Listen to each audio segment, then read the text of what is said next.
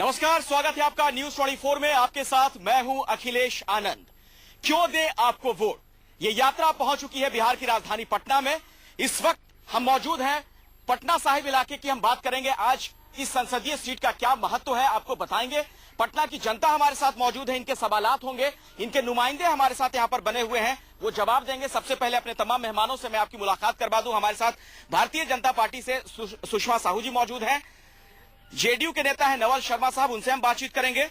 विनोद यादव कांग्रेस के नेता है, उनसे भी हमारी बातचीत होगी। और आम आदमी पार्टी की तरफ से कुंदन सिंह हमारे साथ बने हुए हैं। इन तमाम नेताओं से हम बात करेंगे, जनता यहां पर मौजूद है, उनके सवालात भी लेंगे। लेकिन पाटलिपुत्रा साहिब सीट की बात की जाए, यहां का क्या राजनीतिक समीकरण है, एक रिपोर्ट के जरिए पहले आपको दिखाते हैं।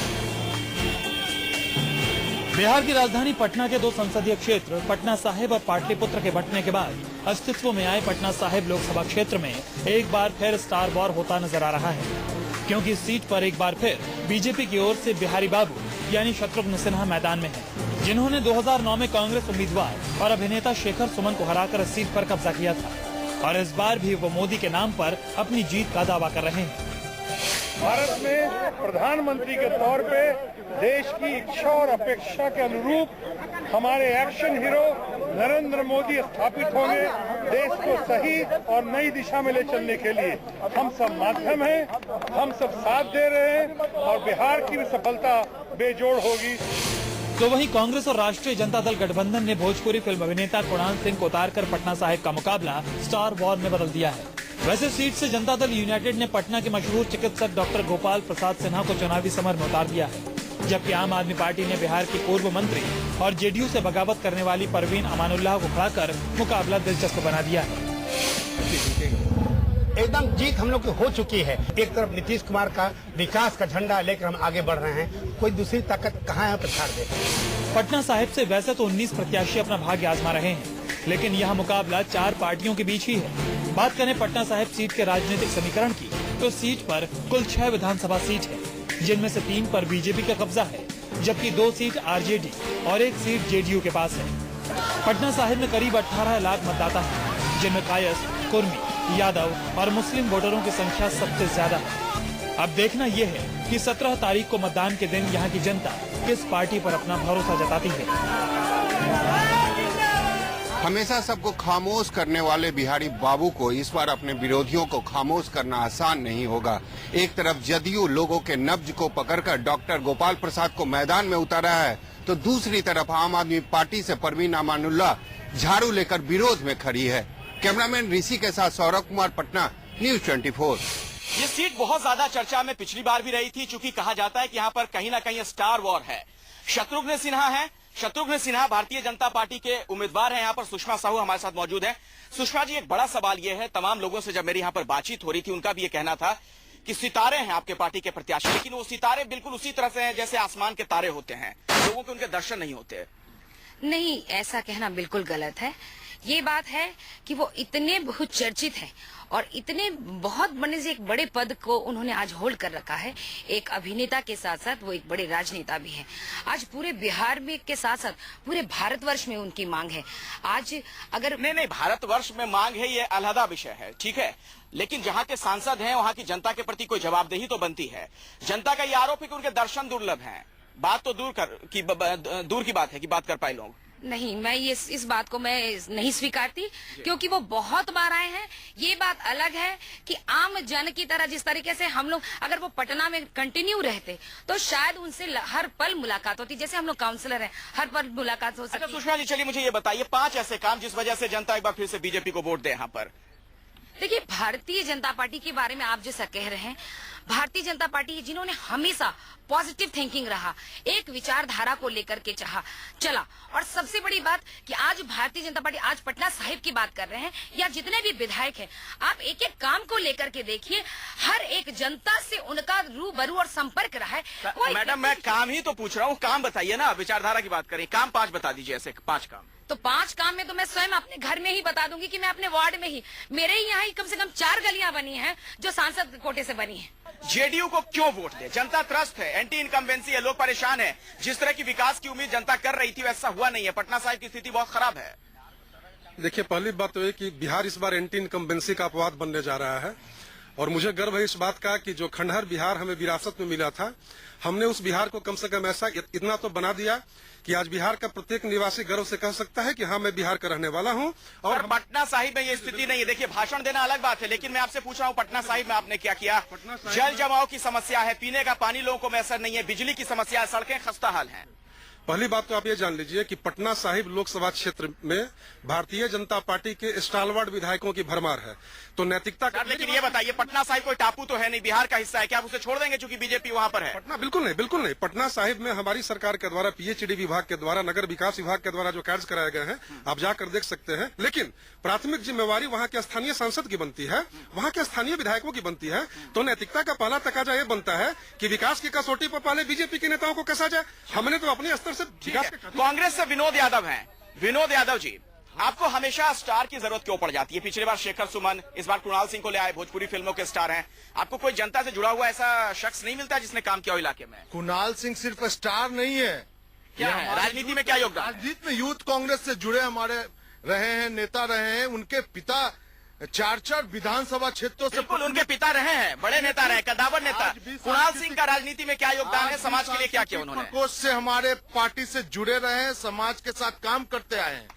अभी ये 2 व्यक्ति जो बोल रहे हैं, मैं इन लोगों के बारे में बोल रहा हूँ। अभी जो वर्तमान सांसद हैं और इनके विधायक हैं, ये दोनों अलायंस में चुनाव लड़े और इन लोगों का निष्क्रियता जो पटना साहिब में है, ये दोनों इसके जिम्मेवार हैं।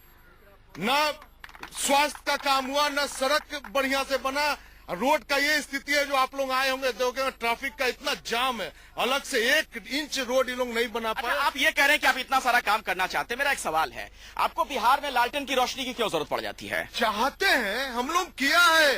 नहीं, लेकिन अपने दम पर क्यों नहीं चुनाव लड़ पा रहे? 1 मिनट, क्यों ऐसी स्थिति? 1 मिनट, हम लोग किया है। आज जिस सड़क की बात नीतीश कुमार कर रहे हैं कि पूरे बिहार में 6 घंटे में पटना आ जाएंगे, वो हजारों किलोमीटर सड़क। मैं एक सवाल ले लेता हूँ, मैं आप कुंदन, मैं आपके पास आऊंगा। कुंदन जी, एक मिनट। हाँ, कांग्रेस के शासनकाल में ये है कि हम लोग का घर में राशन नहीं है, और इतनी महंगाई है कि बच्चों को सही ढंग से हम लोग पौष्टिक आहार नहीं दे पाते हैं। एक परिवार को, और ये आंतरिक सुरक्षा नहीं दे पा रहे हैं। अच्छा, और बाह्य सुरक्षा क्या देंगे? महिलाएं सुरक्षित नहीं है। शासन किए हैं। हमारे साथ जो कांग्रेस के प्रत्याशी, आपके लिए सवाल बहुत है। देखिए, 10 साल आप केंद्र में रहे हैं, यूपीए की सरकार रही है, जनता त्रस्त है, क्यों वोट दिया? नहीं, ये भी खाने की बात कहे। सुनिए, दुनिया का सबसे बड़ा योजना यहाँ, 1 मिनट सुन लीजिए भाई, आप सुन तो लीजिए, आप पूछिए, जवाब मैं जवाब दे रहा हूँ। बोलिए, आप बोलिए। मैं कह रहा हूँ, सारे दुनिया में सबसे बड़ा काम का रोजगार का गारंटी कांग्रेस आज ने दिया। खास सुरक्षा, जो कुपोषण की बात वो कर रही है, खास सुरक्षा के साथ महिलाओं को, बच्चों को कुपोषण के लिए। जीतेंगे ना इस बार? फिर जनता वोट डालेगी आप? जीतेंगे, पूरे देश में हम लोग जीतने जा रहे हैं। और पूरे देश में ये अति आशावादी यूपीए 3 की सरकार बनेगी हम लोगों की। राजनीति में इस बार एक नया फैक्टर, 1 मिनट मैं आपके पास आता हूँ। आम आदमी पार्टी से हमारे साथ यहाँ पर कुंदन सिंह मौजूद हैं। अच्छा कुंदन जी, एक चीज बताइए, मैं यहाँ पर लोगों से जब बात कर रहा था तो इनका ये आरोप है कि आम आदमी पार्टी से आपकी छवि तो बिल्कुल अलग है। एक बाहुबली के तौर पर आपकी पहचान रही, कई मामलों में आप जेल जा चुके हैं, जमानत पर फिलहाल बाहर हैं। आम आदमी की नई परिभाषा आप लोग गढ़ रहे हैं क्या?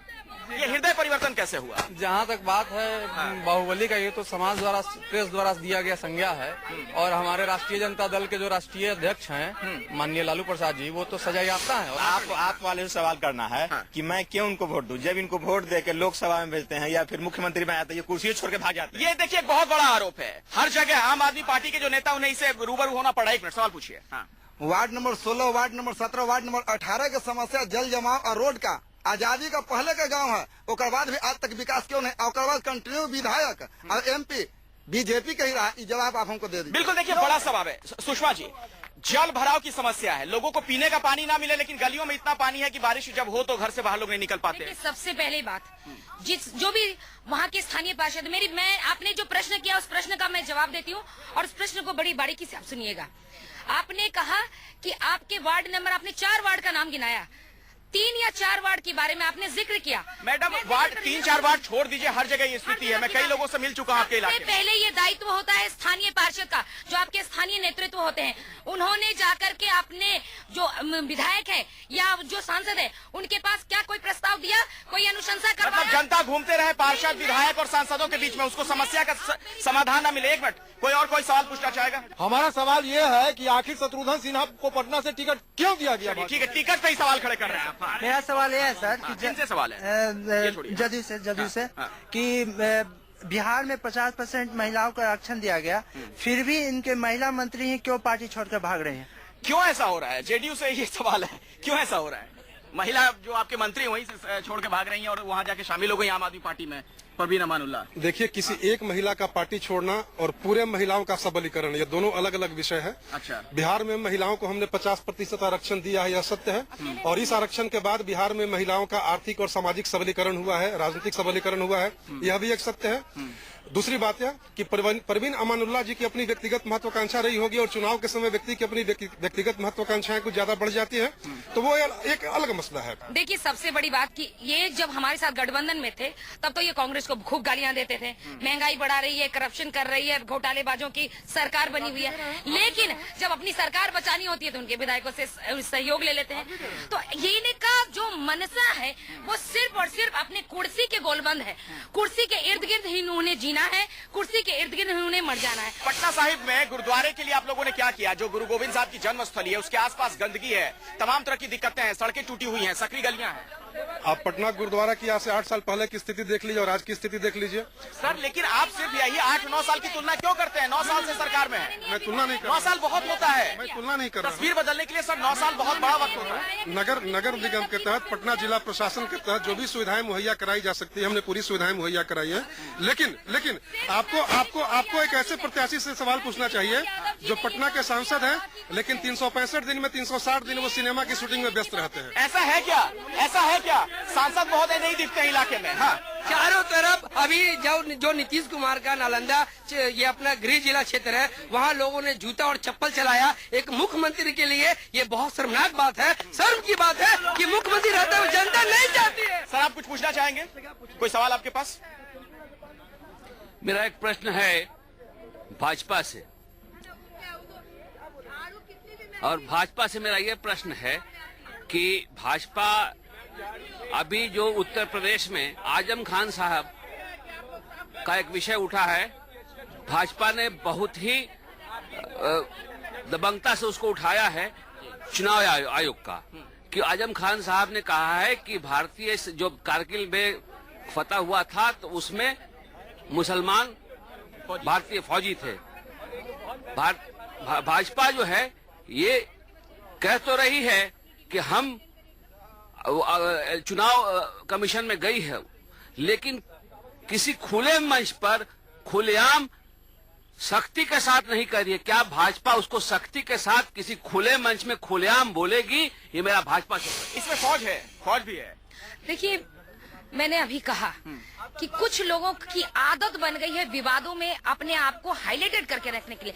ऐसे विवादित बातों को कहते जाइए। तो आपके नेता भी तो करते हैं। अमित शाह साहब ने जो बयान दिया कि बदला लेने का वक्त आ गया, अपमान का बदला, वो कौन सा बयान था? अपमान का बदला अलग चीज है। और जो भारत के जो मेरी बात सुनिए आप, भारत के जो सैनिक है, कभी जेडीयू कहता है कि सरहदों पे भेजे जाता है मरने के लिए, वो मरने के लिए जाते हैं। कभी ये आजम खान साहब कहते हैं कि वो वहाँ पर सिर्फ हिंदू नहीं मुसलमान ने उस फतह किया। तो ये सब चीज क्या है? हम कम से कम उस तबके को तो छोड़ दे जो हमारे लिए चैन की नींद और हमें। ठीक है, एक ब्रेक के लिए हमें रुकना पड़ेगा। जनता के भी कई सवाल आते हैं, फौरन लौटते हैं। देखते रहिए क्यों दे आपको वोट। और हम बात कर रहे हैं पटना साहिब संसदीय सीट की। यहाँ पर पटना की जनता मौजूद है, उनके कई सवाल हैं अपने नुमाइंदों से। आप कुछ पूछना चाह रहे थे? पटना साहिब में 6 विधानसभा है, उस 6 विधानसभा में वो कितना पंचायत में घूमे, अच्छा, कितना ब्लॉक में गए। सबसे ज्यादा आरोप यही शरदू सिन्हा साहब पे लग रहे हैं कि आपके जो प्रत्याशी वो दिखते ही नहीं है अपने इलाके में। कैसे जनता की नाराजगी दूर कीजिएगा? ये बार बार सवाल आ रहा है। देखिए, ये नाराजगी अगर है तो नाराजगी अपनों से ही होती है, और ये नाराजगी नहीं है, ये कहीं ना कहीं उनको और अपने पास खींचने का एक जरिया है। बिहार के लोगों को महाराष्ट्र में मारा जाता है, मनसे के द्वारा, राज ठाकरे और उद्धव ठाकरे के द्वारा।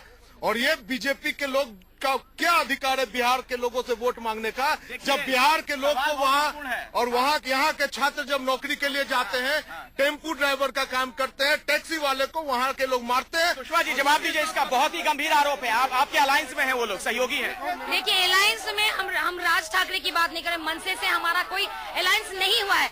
कल राजनाथ जी का बयान आपने नहीं पढ़ा, उन्होंने कहा कि इस तरह की कोई बातें नहीं हुई। राजनीति के साइबेरियन पक्षी हैं आदरणीय शत्रुघ्न सिन्हा जी। अच्छा। और जब इलेक्शन होता है तभी आते हैं, अन्यथा कभी दिखते नहीं। अच्छा देखिए, इन्होंने जो उपमा दिया, साइबेरियन पक्षी है राजनीति के शत्रुघ्न सिन्हा।